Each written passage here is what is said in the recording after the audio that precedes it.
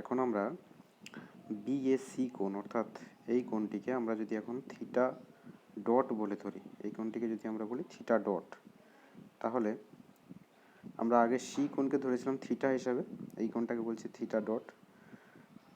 তাহলে এই যে থিটা ডট কোণের সাপেক্ষে অর্থাৎ বিএসি কোণের সাপেক্ষে ভূমি কোণটা হবে না অবশ্যই তার সংলগ্ন বাহু অর্থাৎ এবি, এবং লম্ব কোণটা হবে না ওই কোণটার বিপরীত বাহু অর্থাৎ বিসি। তাহলে সেক্ষেত্রে আমরা যদি নিই সাইন থিটা ডট বা সাইন থিটা প্রাইম, কত হবে সেটা না সাইন থিটা প্রাইম অর্থাৎ এই কোণের সাপেক্ষে লম্ব বাই অতিভুজ, তার মানে কি হবে না বিসি বাই এসি।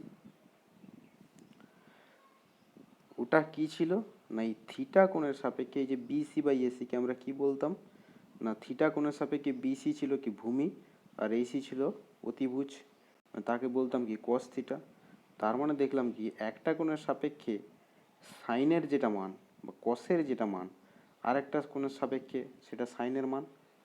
ঠিক আছে, এবার কস থিটা প্রাইম কত হচ্ছে দেখি। Cos theta prime is equal to cos theta prime অর্থাৎ আমাদের ভূমি বাই অতিভুজ। ভূমি কোণটা এখানে না এ বি থিটা ডটের সাপেক্ষে বা থিটা প্রাইমের সাপেক্ষে, তাহলে লিখবো কি না এ বি বাই এসি। এটাই কি ছিল না এই এ বি বাই এসিটা কি ছিল এই থিটা কোণের সাপেক্ষে কি ছিল না এটা ছিল লম্ব, এটা ছিল অতিভুজ, তার মানে এ বি বাই এসিকে আমরা বলতে পারি কি অবশ্যই সাইন থিটা। তার মানে দেখো এই কোণটার কসের মান এই কোণটার সাইনের সঙ্গে সমান।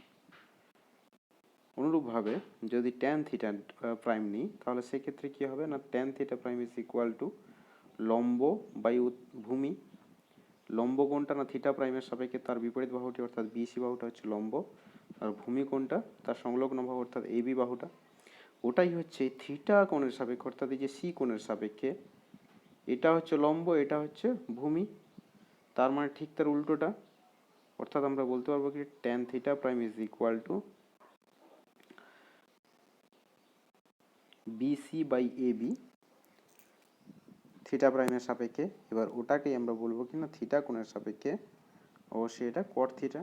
তার মানে দেখতে পাচ্ছি যে ত্রিভুজের সমকোণী ত্রিভুজের যে দুটো সূক্ষ্মকোণ রয়েছে তাদের একটার সাপেক্ষে সাইনের যা মান হবে অপরটার সাপেক্ষে কসের ঠিক তাই মান হবে, কারণ আমরা জানি যে কি না কোণ সাপেক্ষে লম্ব এবং ভূমি তারা কিন্তু ইন্টারচেঞ্জ হয়,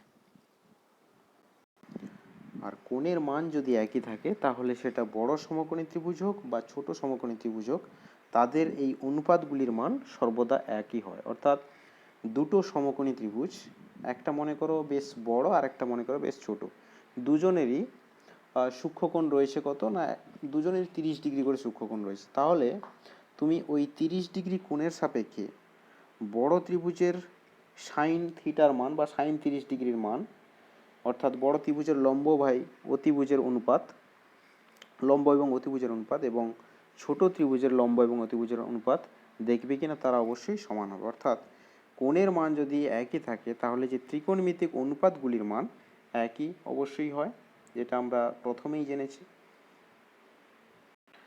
এবারে তোমাদের একটু ঐতিহাসিক ধারণা দেওয়া যাক যে এই সাইন এই যে ব্যবহার অর্থাৎ এই যে লম্ব বাই অতিভুজের অনুপাত সর্বদা সমান হয়, ভূমি বাই অতিভুজের অনুপাত সর্বদা সমান হয় যে কোনো সমকোণী ত্রিভুজের ক্ষেত্রে, বা ভূমি এবং লম্বের অনুপাত তারাও সমান হয়।